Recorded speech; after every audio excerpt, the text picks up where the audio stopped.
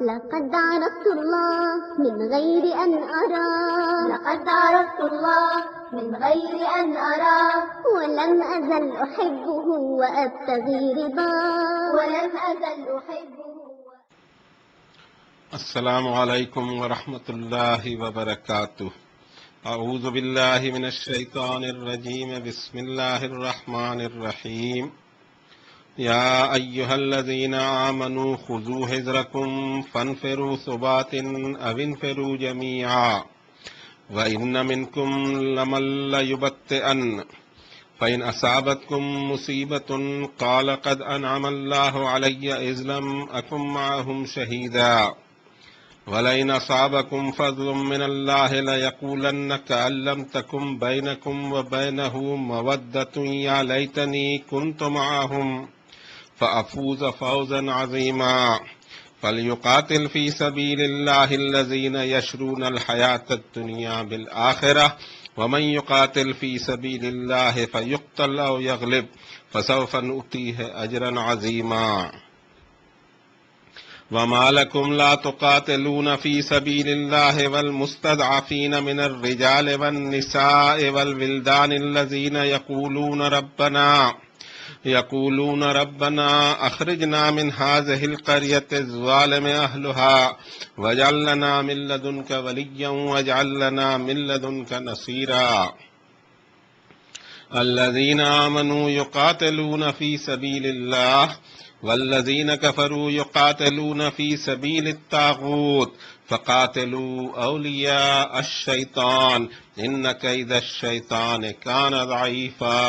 صدق اللہ العظیم وصدق رسولہ النبی الکریم ونحن علی ذلک لمن الشاہدین والشاکرین والحمد للہ رب العالمین۔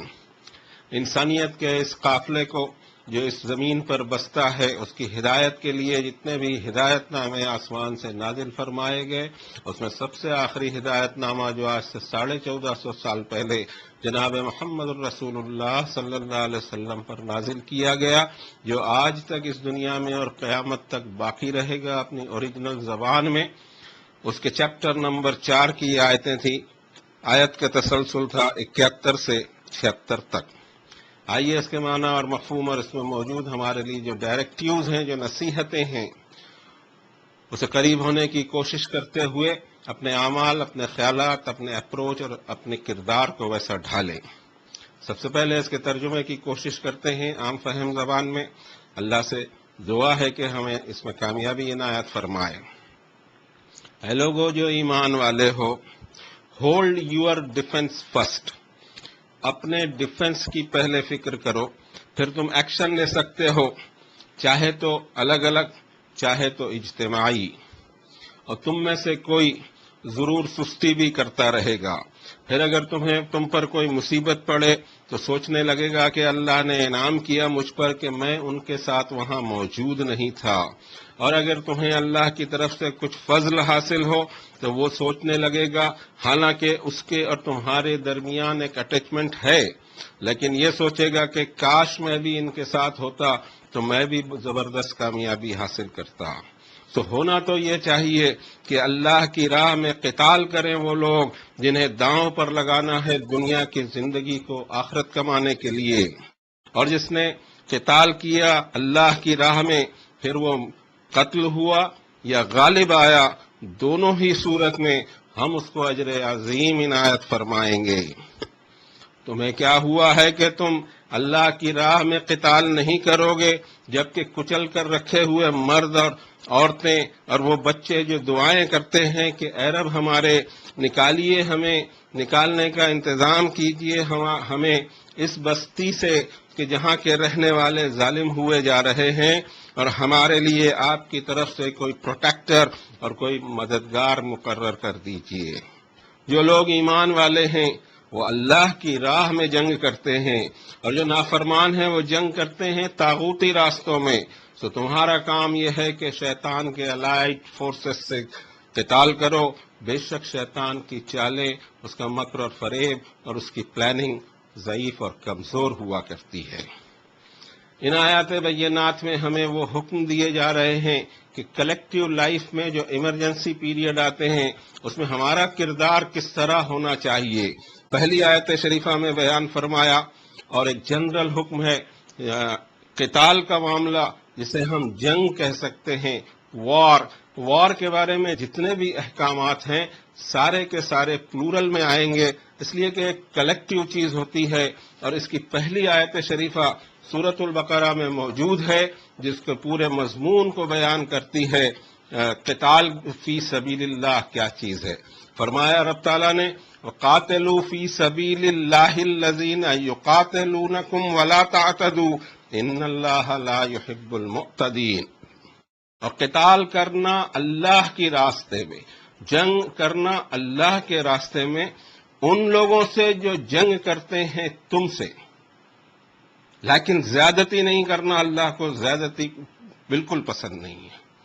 یہ وہ فنڈامنٹل حکم ہے جو پورے قرآن شریف پر لاگو ہوتا ہے.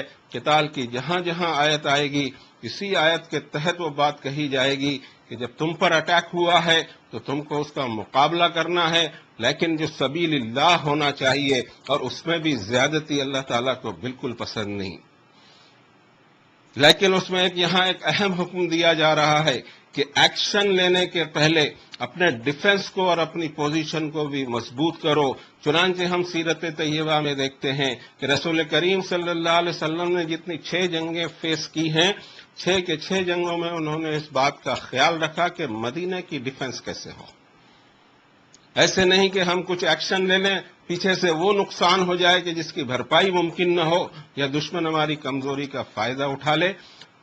مومن کی فراست اتنی ہونی چاہیے کہ وہ ہر پہلو پر سوچے اور اس کے بعد میں ایکشن لے. اور اس فراست میں یہ بات بھی شامل ہو کہ ایکشن کس طرح لینا ہے. پوری طاقت لگا دینی ہے یا کچھ طاقت ایسی بھی رکھنی ہے کہ جو ڈیفنس کرتی رہے. پیچھے جو چیزیں ہیں یا پیچھے جو ہمارے اثاثے ہیں یا پیچھے جو ہمارے شہر ہیں یا ہماری آبادیاں ہیں، ان کی حفاظت کا ہمارے پاس میں کیا بندوبست ہے، اس طرف توجہ ہونے کے ساتھ پھر ایکشن لے. جب تک کہ چیزوں کو پوری طرح تول نہ لیا جائے تب تک ایکشن لینے کے لیے بتایا کہ پہلے اس طرف توجہ کرو کہ خذوا حذرکم. تمہارا کام ہے کہ تم تمہارے ڈیفنس کی طرف، تمہارے بچاؤ کی طرف خیال رکھو، پھر ایکشن تمہیں جو لینا ہے وہ لے سکتے ہیں. ہوتا یہ ہے کبھی کبھی کہ قوموں میں جوش پیدا ہو جاتا ہے، جس کا تذکرہ سورۃ البقرہ میں ہمیں ملتا ہے. طالوت اور جالوت کے واقعات میں بڑا شاندار تذکرہ ہے، وہاں سے ہم کو ایک نصیحت ملتی ہے. رب تعالیٰ فرماتے ہیں آیت میں پورے واقعے کے شروعات میں وَقَاتِلُوا فِي سَبِيلِ اللَّهِ وَاعْلَمُوا أَنَّ اللَّهَ سَمِيعٌ عَلِيمٌ. اور دیکھو تم نے جنگ صرف اللہ کی راہ میں کرنا، اور تم کو اچھی طرح معلوم ہے کہ اللہ ساری باتیں سنتا اور جانتا ہے. کسی چیز کو کوئی الگ روپ دینے کی کوشش نہیں کرنا. ایسا ہی پھر ایک واقعہ بنی اسرائیل پر گزرا تھا، جس کا تذکرہ اللہ تعالیٰ فرماتے ہیں کہ أَلَمْ تَرَ إِلَى الْمَلَإِ مِن بَنِي إِسْرَائِيلَ مِن بَعْدِ مُوسَىٰ. کیا ان لوگوں کے حال پر غور کیا جو سردار تھے؟ اور حضرت موسیٰ کے بعد کا یہ واقعہ ہے. اِذْ قَالُوا لِنَبِيٍّ لَّهُمُ ابْعَثْ لَنَا مَلِكًا نُقَاتِلْ فِي سَبِيلِ اللَّهِ. انہوں نے وقت کے نبی سے یہ فرمائش کی کہ ایک پولیٹیکل ہیڈ ہمارے لیے مقرر کیجیے، ہم اللہ کی راہ میں لڑیں. نبی جو اس وقت موجود تھے انہوں نے فوراً دعا نہیں کی، نہ کوئی اور کمنٹ کیا، بلکہ سامنے ایک سوال کھڑا کیا کہ قال هل عصیتم ان کتب علیکم القتال الا تقاتلوا. کیا یہ ممکن ہے یا نہیں کہ تم پر قتال فرض کر دیا جائے اور تم جنگ میں حصہ نہ لو؟ قالوا وما لنا الا نقاتل فی سبیل اللہ وقد اخرجنا من دیارنا و ابنائنا. انہوں نے کہا کہ کیسے ہو کہ ہم اللہ کی راہ میں نہیں لڑیں گے جبکہ ہم ہمارے گھروں سے اور ہمارے اپنے والوں سے نکالے گئے. لیکن رب تعالیٰ فرماتے ہیں کہ ہوا یہ فلما كتب علیہم القتال تولوا الا قلیلا منہم. جب قتال فرض کر دیا گیا تو تھوڑے سے بچے، باقی سب پلٹ گئے. پھر اس وقت کے جو کمانڈر ان چیف کو اللہ تعالیٰ نے مقرر کیا ان وقت کے نبی کے ذریعے، وہ تھے حضرت طالوت، کہ ان کو کمانڈر ان چیف بنایا گیا. اور پھر جب قتال کے لیے فوجیں جب آگے بڑھی ہیں جنگ کے لیے تو ایک نہر پڑی بیچ میں، اور اس نہر میں پانی کے بارے میں ایک ٹیسٹ لیا گیا ان فوجیوں کا جن کو جوش اور خروش تھا کہ ان میں صبر بھی ہے یا نہیں. کہ وہ پانی اپنے ہاتھوں اٹھا کر ایک چلو سے پی لیں، لیکن پیٹ بھر کے جو پانی پیے وہ فوج میں نہ رہے، اس لیے کہ بے صبروں کے ساتھ اللہ تعالیٰ کے کوئی وعدے نہیں ہوتے۔ جب طالوت نے ان سے یہ کہا کہ اللہ تمہاری آزمائش کرتا ہے اس نہر کے پانی سے، جس نے اس میں سے پی لیا وہ اب میرے ساتھ نہیں رہے گا۔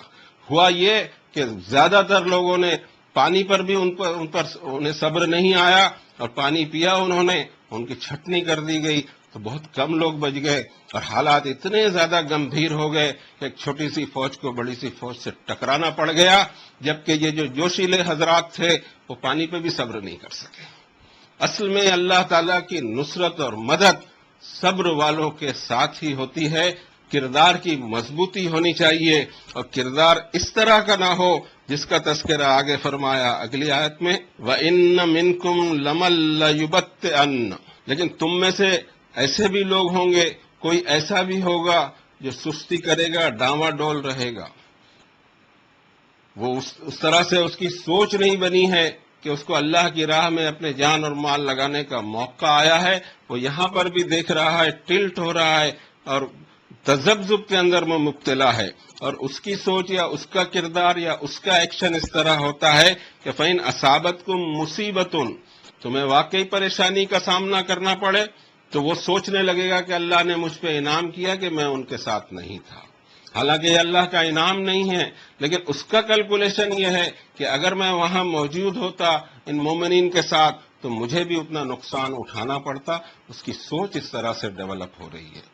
اس طرح کی سوچ اللہ تعالیٰ کو پسند نہیں۔ صاف ہو آدمی، ایمان میں مضبوط ہو، جب اس نے سودا ہی کیا ہے دنیا کے بدلے آخرت کا، اور جب پیمنٹ کا وقت آیا ہو تو پھر اس میں ڈھیلا پن نہیں ہونا چاہیے۔ اور دوسری شکل یہ بنے گی کہ وَلَئِنْ أَصَابَكُمْ فَضْلٌ مِّنَ اللَّهِ، اگر اللہ کی طرف سے تم پر کوئی فضل اور عنایت ہوئی، لَيَقُولَنَّ، پھر سوچنے لگے گا، حالانکہ تمہارا اور اس کا اٹیچمنٹ تھا، چاہے نفع ہو چاہے نقصان ہو، اس نے تو پوری بے جگری کے ساتھ میں وہاں حاضر ہونا چاہیے تھا، لیکن وہ حالات اور تذبذب کا شکار ہے، پھر یہ سوچنے لگے گا کہ کاش میں ان کے ساتھ ہوتا تو میں بھی زبردست کامیابی حاصل کرتا۔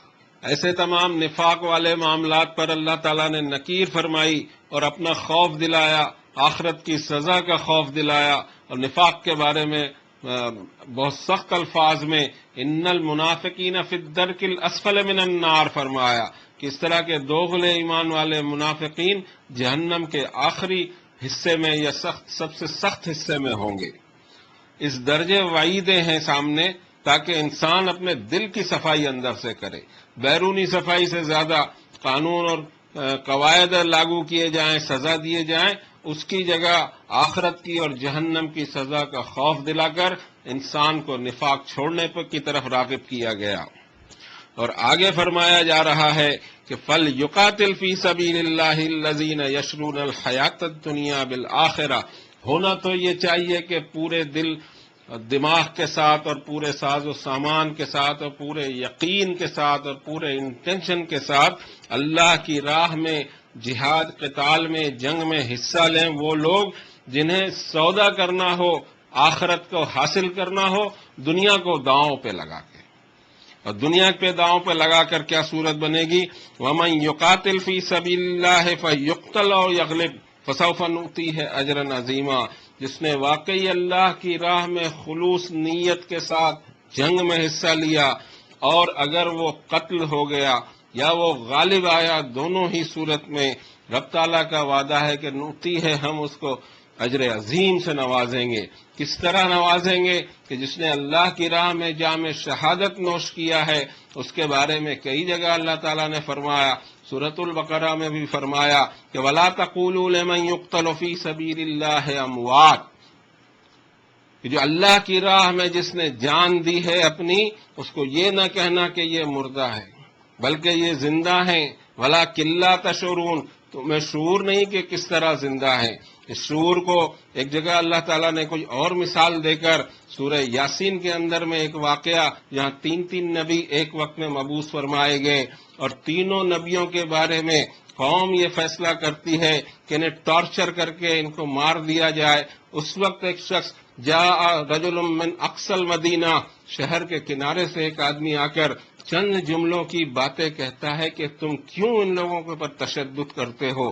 دعوت کے ساتھ تشدد تو ہوتا نہیں، یہ تمہارے فائدے کی بات بتا رہے ہیں، یہ تمہاری اگلی زندگی کو سنوارنے والی باتیں کر رہے ہیں، اور تم ان پر تشدد کر رہے ہو اور ان کو مارنا چاہتے ہو.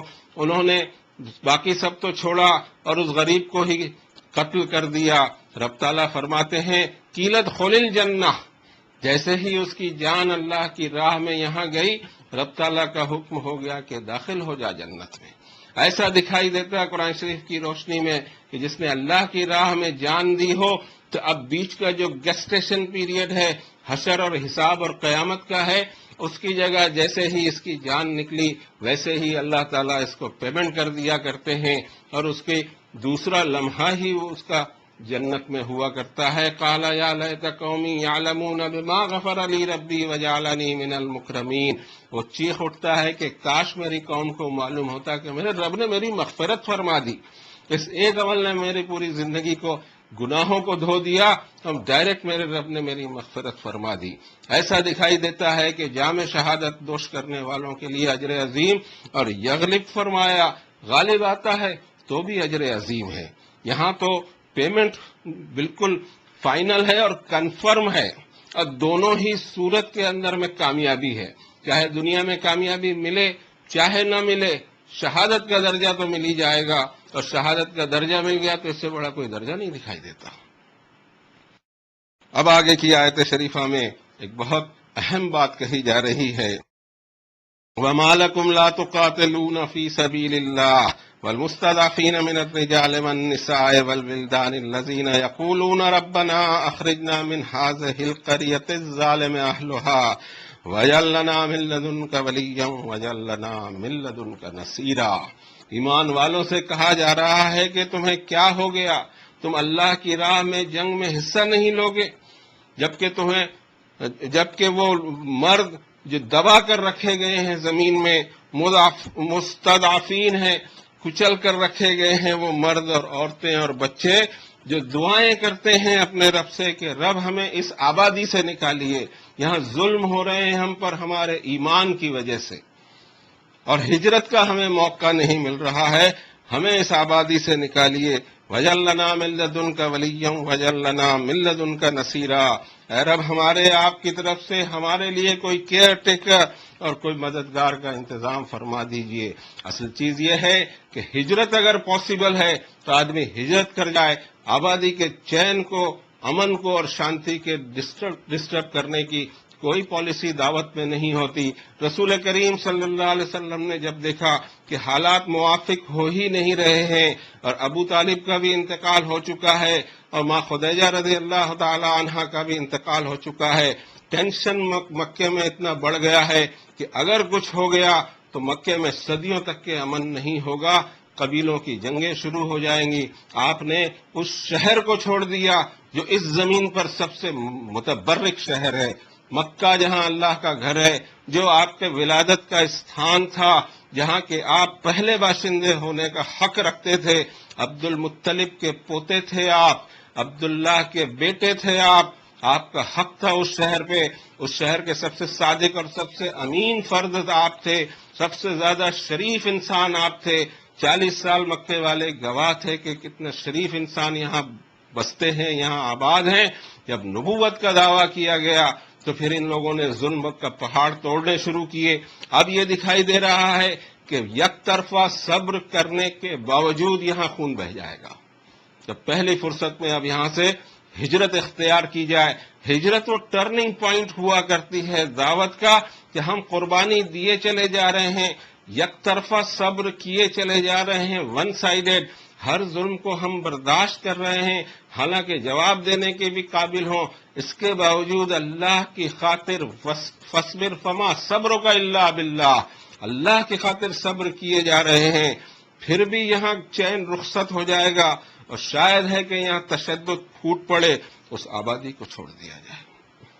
یہی ہجرت سورۃ الکہف 18 نمبر کی سورت میں ایک کیو غار والوں کے واقعے میں بتایا گیا کہ جب ان کی قوم اس تشدد پر آمادہ ہوئی کہ تمہیں ایک رب کی بندگی کرنے کی اجازت نہیں ملے گی، تمہیں یہ اجازت بھی نہیں ہے کہ الا یقولوا ربنا اللہ، تم کہو کہ ہمارا رب ایک اکیلا اللہ واحد القہار ہے، یہ ہم کہنے بھی نہیں دیں گے، بلکہ جو ہمارا سسٹم ہے اس پر ہی تم کو عمل کرنا ہوگا۔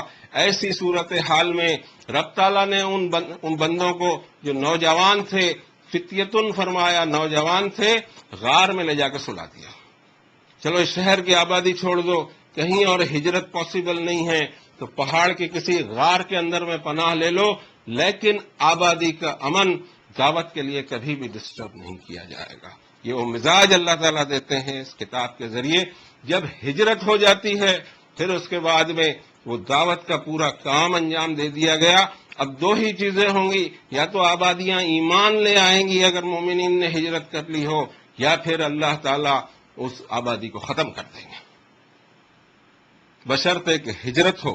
اور ہجرت ہی وہ ٹرننگ پوائنٹ ہے کہ ہمارے ہاں سالوں کی جب گنتی شروع ہوئی اور کیلنڈر بنانے کی نوبت آئی، ہجرت جس سال ہوئی تھی اس کو بیس پکڑا گیا، اس کو بنیاد بنایا گیا، اس لیے کہ سارا معاملہ اس کے بعد میں ٹرن ہوا، ہجرت کے پہلے وہ ٹرننگ پوائنٹ نہیں آیا کرتے۔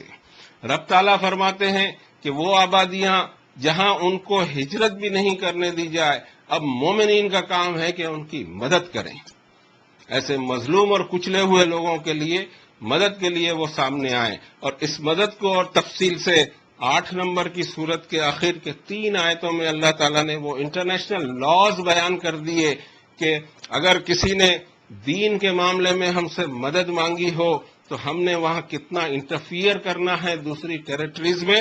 سورہ انفال 8 نمبر کی سورت کی آخری 3 آیتوں میں پورا بیان اس میں آ گیا۔